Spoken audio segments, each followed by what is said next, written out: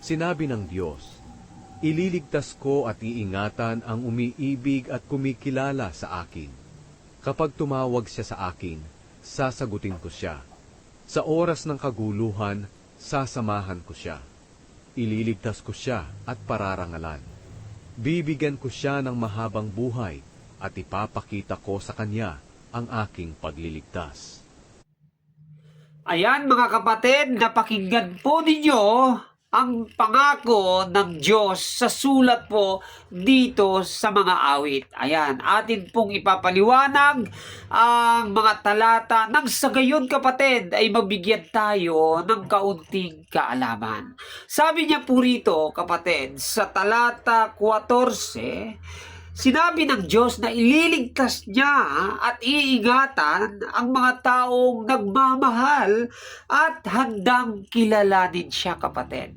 Ang pagkilala at ang pag-ibig sa Diyos ay nangangahulugang handa tayo kapatid na sumunod at tuparin ang kanyang mga kautusan. Nang sa gayon kapatid ay tiyak na tayo'y iingatan ng Diyos. Hindi lamang iingatan kundi ililigtas niya po tayo. Sana kapatid yung pagkilala natin sa Diyos at yung pag-ibig natin sa Kanya ay hindi po pagkukunwari dahil alam ng Diyos kung ano ang laman ng ating mga puso't damdamin. Ang hinihingi ng Diyos ay yung totoo na pagkikilala sa Kanya, na handang gawin ang lahat ng Kanyang kautusan at isabuhay ang mga ito. Dito po sa talata 15, kapag tumawag siya sa akin, sabi ng Diyos, ay sasagutin ko siya. Ayan, sa mga taong handang kumilala at totoong nagmamahal po sa Kanya, kung kayo may tatawag at hihingi ng dasal, panalangin, kapatid, sasagutin kayo ng ating Panginoon. Hindi niya po ikukubli o itatago ang kanyang pakinig sa atin. Sabi niya po rito, sa oras ng kaguluhan ay sasamahan ko siya. Imagine yung pangako ng Diyos dito sa talata 15.